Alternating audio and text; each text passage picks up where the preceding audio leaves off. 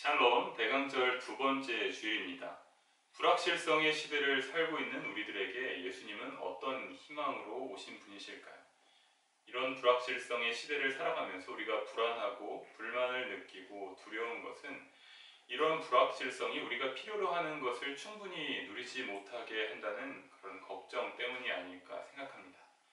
성탄절쯤에는 All We Need Is Love 같은 노래를 부르기도 하지만 우리 마음은 늘상 그렇지만은 않은 것 같습니다. 우리는 종종 우리가 하나님 안에서 충분히 가졌다는 것을 깨닫지 못합니다. 하지만 우리는 사실 하나님과 인간의 만남을 누리는 사람, 그 만남으로서 사랑을 또 은혜를 받은 사람들입니다. 우리가 우리 손을 펴든 펴지 않든, 우리가 주님께 이 사랑을 구하든 구하지 않든 우리의 이 작은 손에 하나님께서는 은혜를 쏟아 부어 주고 계십니다. 하나님 안에서 우리는 이미 필요한 모든 것을 가진 사람들입니다. 아멘. 이것이 바로 우리가 함께 나누고 있는 이 말씀 제목 Surprising God의 경험이 아닐까 생각합니다.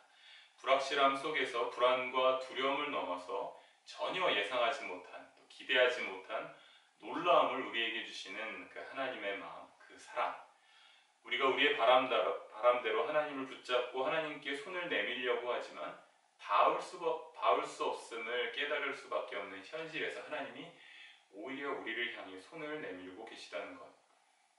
우리는 하나님 안에서 필요한 모든 것을 이미 가진 사람들입니다. 아멘. 하나님이 바로 우리 모든 필요를 채워주실 유일한 분이시기 때문입니다. 아멘. 오늘 대강절 두 번째 줄 함께 나눌 말씀은 Generosity입니다. 한 엄마에게 어린 두 딸이 있습니다. 둘 다 식탐이 조금 있어요. 그래서 자주 음식 때문에 싸우는 일이 생기죠. 마트에 장을 보러 가면 마지막 계산대 앞에는 꼭 뭐가 있죠? 초콜릿, 사탕, 껌 그런 것들이 쫙 진열되어 있습니다. 아이들은 벌써 예민하고 예리하게 스캔을 하고는 엄마 이거 사줘 하면서 초콜릿바 하나를 들어냅니다. 물론 종종 엄한 눈빛으로 안 돼 하기도 하겠지만 때로는 그래 하나 사 하면서 딱 하나만 사도록 하죠. 여기서 문제가 하나 발생합니다. 우리 전래동화의 원숭이 굽기 재판 이야기를 기억하실까요? 어느 날 이리와 여우가 먹이를 찾아다니다가 길에서 고기 덩어리를 발견합니다. 그리고는 서로 자기 것이라고 싸우기 시작하죠. 싸움이 끝날 기미가 보이지 않자 그 동네에서 가장 지혜롭다고 소문난 원숭이를 찾아가 재판을 해달라고 합니다. 원숭이는 그러면 자기가 고기를 공평하게 나눠주겠다고 하면서 반을 뚝 잘랐는데 딱 고기 한쪽이 더 큰 거예요. 그러니까 원숭이가 작은 거하고 크기를 맞춰야 되니까 큰 걸 내가 한 입 먹어야지 하면서 살짝 먹었더니 어떻게 될까요? 이번에는 먹은 쪽이 더 작아집니다. 그럼 다시 원숭이는 그럼 이게 더 크니까 이걸 또 작게 해서 크기를 맞춰줄게 하면서 고기를 계속 먹고는 결국은 고기를 다 먹고 도망쳤다는 그런 이야기입니다. 오늘 이야기의 교훈보다는 그만큼 하나를 똑같이 둘로 나눈다는 게 어렵다는 것을 얘기하려고 이야기를 좀 해봤습니다. 다시 한 엄마와 두 딸의 이야기로 돌아가서 보면 하나를 사서 자르다 보면 항상 공평하게 똑같이 나눈다는 것은 쉽지 않죠. 어쩔 수 없이 한 아이는 작은 걸 받게 됩니다. 그럼 어떻게 될까요? 그 아이는 불평을 합니다. 불공평해, 제게 더 크잖아. 여러분은 어떻게 이 문제를 해결할 수 있을까요? 그 엄마는 이런 방법을 찾았다고 합니다. 두 아이 중에 한 아이에게 그럼 네가 초콜릿을 두 개로 나눠봐 라고 이야기합니다. 그리고 나머지 다른 아이에게 그럼 네가 보기에 너가 갖고 싶은 걸 먼저 고르도록 하는 것이죠. 한 아이에게는 자신이 공평함을 결정할 기회를 주고 다른 아이는 스스로 공평한 것을 선택할 기회를 갖게 하는 것입니다. 좋은 게 좋은 거다라는 말이 있겠죠. 공평한 일은 참 좋은 거니까요. 확실히 우리가 살아가는 세상에서는 공평함이 참 중요합니다. 많은 경우에 그렇죠. 공평하게 임금을 받고 또 공평하게 주택을 공급받을 수 있어야 하고 법정이라면 당연히 공정하고 공평한 판결을 기대할 수 있어야 하겠죠. 우리가 커피도 자주 마시지만 어떤 커피 보면 공정무역이라고 해서 거대 기업이 다른 나라 사람들의 노동력을 불필요하게 불공정하게 착취하는 일이 없도록 하는 그런 일을 하기도 합니다. 공평하다라는 말은 두 가지 의미를 갖고 있을 것 같아요. 하나는 편견 없이 어느 한쪽으로도 치우치지 않는 그런 엄정함, 이거를 중정이라는 말로 쓴다면, 다른 하나는 양쪽의 입장을 동등하게 판단하려고 하는 균형, 그런 말을 공정이라고 해보죠. 공평하다는 말은 이 중정과 공정을 갖추고 있어야 합니다. 모든 사람들이나 모든 집단이 자신이 응당받아야 할 그런 대우를 받도록 해야 하는 것이죠. 그런데 처음 그리스도인들에게도 이런 일이 있었습니다. 사도행전 6장을 보니까 히브리계 그리스도인들, 히브리어를 쓰는 유대인들에 비해서 헬라어를 쓰는 그리스도인들 과부들이 이 식량을 배급받도록 하는데 더 적게 받는 것을 보게 됩니다. 그래서 헬라계 그리스도인들이 우리 헬라계 그리스도인 과부들이 푸대접을 받는다고 해서 이건 불공평하다라고 불만을 표시했습니다. 처음 그리스도인들도 같은 마음이었을 것 같아요. 공평한 게 좋은 것이겠죠.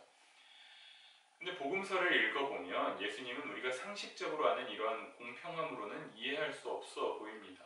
예수 그리스도, 하나님이시면서 인간이신 이분은 전혀 공평하지 않습니다. 무슨 말일까요? 오히려 예수 그리스도 우리 하나님이신 이분은 관대하십니다. 예수 그리스도 우리 하나님이신 이분은 중정, 그러니까 엄정하게 판단하지도 또는 공정, 양쪽 모두를 동등하게 대하지도 않으십니다. 예수 그리스도 우리 하나님이신 이분은 언제나 자신이 사랑하는 자신의 사람들, 언제나 우리 편에서 우리를 대변해 주시죠. 우리가 구한 것, 우리가 받아 마땅한 것보다도 더 많은 것을 매일매일 우리에게 허락하고 계십니다. 한 시편 시인의 찬양을 읽어볼까요? 내 영혼아 주님을 찬송하여라. 주님이 베푸신 모든 은혜를 잊지 말아라. 주님은 너의 모든 죄를 용서해 주시고 모든 병을 고쳐주신다. 생명을 파멸해서 속량해 주시고 사랑과 자비로 복을 베풀어 주신다. 아멘. 아까 처음 이야기했던 한 엄마 이야기로 돌아가 보겠습니다. 엄마는 두 딸 사이의 분쟁을 공평하게 해결하기 위해서 지혜로운 방법을 고안해냈죠. 그런데 항상 이 두 딸을 이렇게 공평함만을 가지고 대했을까? 다른 상황이면 어떻을까요? 예를 들어서 한 아이가 오늘 열이 너무 심합니다.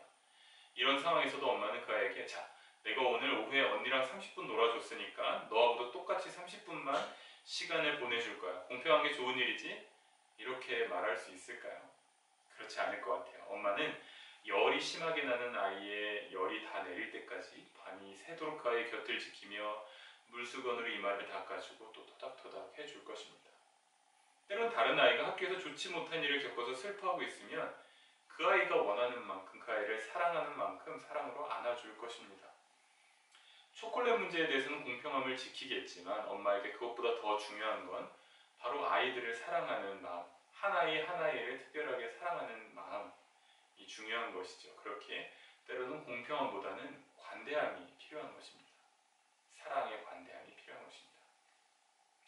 바울은 고린도 교회 그리스도인들에게 보낸 편지에서 이렇게 말합니다. 하나님께서는 여러분에게 온갖 은혜를 넘치게 주실 수 있습니다. 그러므로 여러분은 모든 일에 여러분이 쓸 것을 언제나 넉넉하게 가지게 되어서 온갖 선한 일을 얼마든지 할 수 있습니다. 더 쉬운 말로 바꿔보자면 우리가 스스로 관대한 삶을 살 수 있는 것은 바로 하나님께서 관대함으로 우리를 대하신다는 것을 감사하기 때문입니다. 하나님께서 먼저 우리에게 관대하시기 때문에 하나님께서 먼저 우리를 냉정하거나 엄정한 공평함으로 대하시는 것이 아니라 우리 상황을 아시고 우리 편에 서 계시기 때문에 우리를 그렇게 사랑하시기 때문에 우리도 그런 사랑, 그런 관대함을 삶으로 살 수 있지 않을까요? 하나님의 관대함이란 무엇일까? 그것은 어떤 원칙이나 기준을 냉정하게 대입해서 사람들 사이를 판단하는 것이 아니라 우리 한 사람이 처한 상황을 함께 공감하고 함께 그 마음을 나누는 것이 아닐까요? 하나님께서 바라시는 관대한 삶, 그것은 우리가 잘나서 우리가 이미 모든 것을 다 안다고 쉽게 말하면서 자랑하듯이 나는 관대하다 외치는 그런 관대함이 아닙니다. 바로 하나님께서 관대하게 우리를 사랑하시고 받아들이셨기 때문에 우리도 다른 이들에게 관대할 수 있어야 한다는 것이죠. 나를 높이고 드러내기 위한 관대함이 아닙니다. 그리고 하나님께서 바라시는 관대함은 일반론이 아니라 구체적인 삶의 현실을 공감하려 노력하고 또 이해하려고 노력하고 내가 아는 지식의 틀에 다른 이들의 삶을 쉽게 결론 내리려 하지 않는 것을 뜻합니다.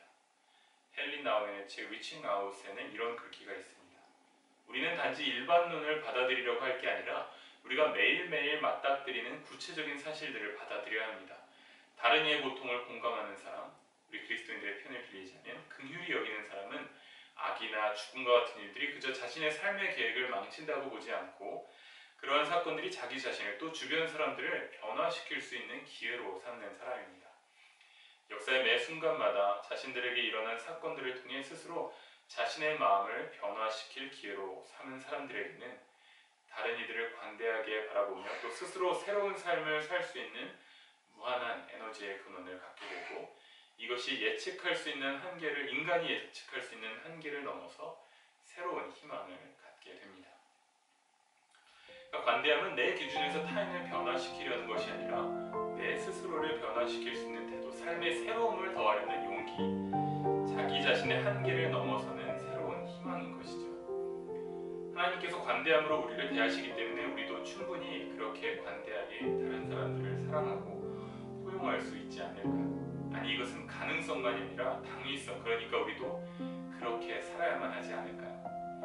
관대하신 주님께서 우리를 그런 사랑의 삶으로 초대하심을 깨닫는 한 주가 되기를 소망합니다. 다 같이 기도하겠습니다.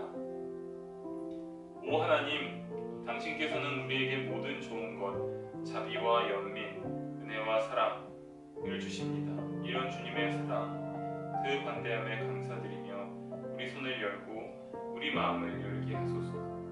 예수 그리스도께서 보여주신 그 사랑, 그 관대함으로 우리도 다른 이들을 사랑할 수 있게